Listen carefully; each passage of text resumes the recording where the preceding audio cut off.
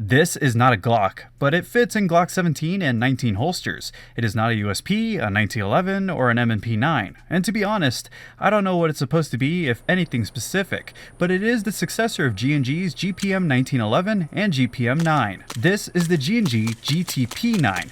It's an interesting new pistol with a lot of pride behind it. So much so that the company who offers it will soon offer it in a rose gold and with a conversion kit called the SMC-9. But is it really worth a lot of attention? Is this a pistol that people don't realize is a $110 contender left in the dark, waiting for its time in the ring? And where the hell is the hop-up on this thing? G&G was nice enough to send me one of these a while ago, and I took my time to figure out every quirk about this pistol, from the built-in tool and the grip, to the attention to speed that was taken when laying out the controls the way they are. And now, I get to show you guys what makes the GTP-9 a pistol that people can't stop asking questions about whenever I pull it out of a bag at a field, starting where we always begin, with the unboxing. Right away, this starts off positive, since G&G spent some time to make this pistol look great upon arrival. Just like all their other recent additions to their gas blowback pistol line, we get this stackable pistol hardcase with the G&G emblem up top and two clasps holding it closed, as well as a sticker that I already broke apart. Opening it up, we get everything laid out pretty nicely, from the pistol to even the mini GTP-9 PVC patch that I wasn't expecting to see in this case. G&G also includes a larger backstrap for the grip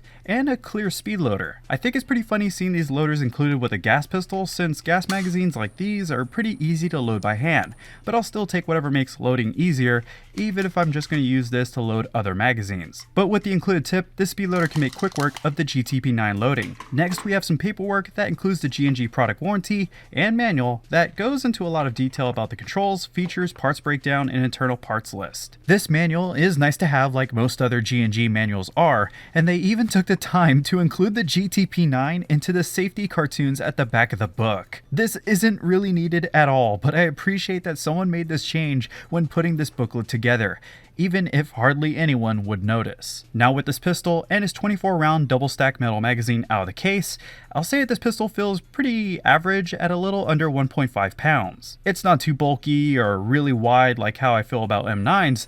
Rather, the textured grip is slim and actually quite comfortable. I personally like how the magazine release is mounted onto a trigger guard, just like an H&K USP series. This release, when used, will pop the magazine out just a little bit, making things a little faster when going for reloads. And when throwing the magazine back into the gun, it really snaps into place positively. Sticking to the polymer-made frame of the GTP-9, you'll find the rest of your controls, from the easy-to-hit and ambidextrous metal slide release, the push-button safety that can only be used after you charge the pistol, and then we have the takedown tabs and the polymer trigger that features a second safety built onto the trigger like you'd find on any Glock out there. Then all the way up on the front, we get a rail segment for lights and lasers. It's pretty standard stuff here, but standing out the most on this frame is this button underneath the grip. Just push where it says to do so, and out will come this strange plastic tool. Now, you see that metal outer barrel with a plastic orange tip on it? Well, take this tool and put it down the barrel and twist. This is how you adjust your hop-up, and it's the only pistol I know of that has this function. It's also the only pistol I know to have so many adjustment points. You should be able to dial in your BBs to a T with this design. I'm used to hop-up adjusters being a pain to adjust on gas blowback pistols, because they're always either underneath the barrel, meaning you'll need to take apart the gun every time to make an adjustment,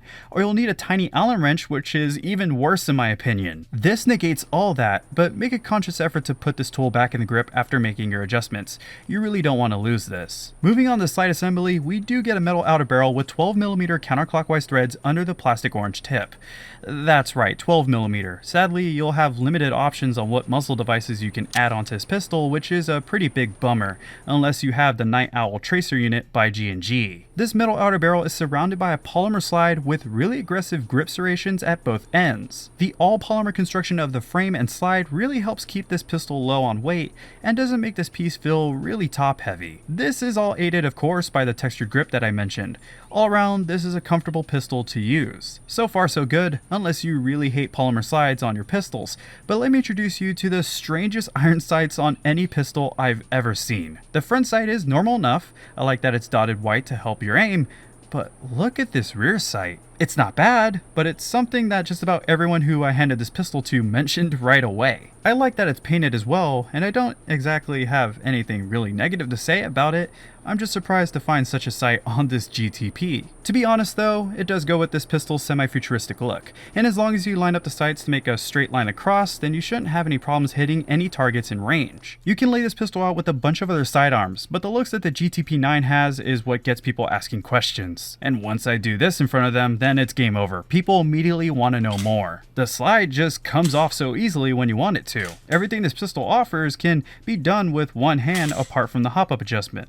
It locks back on the last round reliably, and it can be power stroked. The GTP-9 can be had in a bunch of different colors as well very soon, and gas consumption is also really good at above 50 rounds per gas fill. G&G is even showing off the SMC-9 carbine kit and extended magazine for this pistol, and a lot of you guys loved that look whenever I showed it off at SHOT Show 2019. G&G has a lot planned for this pistol, and with all the G&G trademarks all over the GTP-9, I can't say that I'm surprised. There's just not much more for me to pick on here, besides maybe mentioning that I would have liked to have a thread protector in the box for when I break off the orange tip, like how other countries get with their GTP-9s, and I always like it when gas guns have an extractor so you can get a BB out from the chamber whenever you don't want it to be loaded. That's such a minor thing to pick on though. Everything else was just thought up nicely, from the flat trigger guard face to go up against flashlights neatly, to the control layout and ease of takedown. But what can it do with the chronograph? Well, busting open a bottle of 0.2 gram G&G BBs on a nice and hot 96-degree Fahrenheit Texas day, and making sure to fill the magazine with green gas, we got readings of 260 to 280 feet per second. Then I let the pistol sit outside for 5 minutes before refilling it again with gas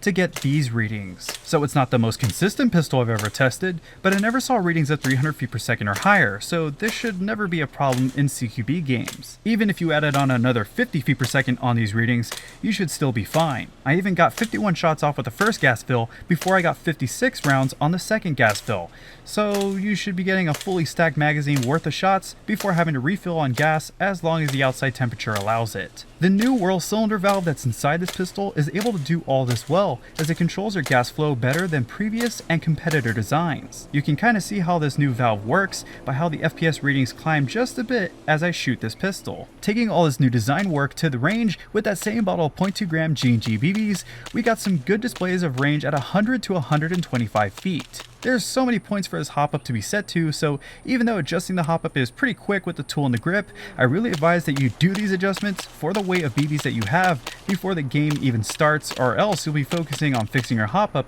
more than the game itself. So looking at the G&G GTP-9 again, I can see people hating the fact that the slide is made from polymer, but I didn't have any performance or significant quality issues to mention due to it, but I can hear the barrel bounce around if you shake the pistol. Comfortability is really high up there thanks to all the texturing around the grip, and the pistol itself isn't too large. The slide serrations are also nice, as well as the ports on the slide that cut down on extra material. That kind of stuff really helped keep this pistol at less than 2 pounds. G&G were really keeping on track that this is supposed to be a lightweight and speedy pistol without sacrificing user preference if your hands are larger than most. Need a bigger grip? We'll just slide the backstrap off and put the one on that's in the box. Did you lose your hop-up adjustment tool? Well, look under the other backstrap. There's another one right there. Even then, if you lose both, having to break down the pistol to make manual adjustments is still easy when not in game, and you can see how the unique adjuster works. It's pretty interesting stuff, and I wonder if G&G will continue to use this idea in later releases. Then wrapping things up on the positives,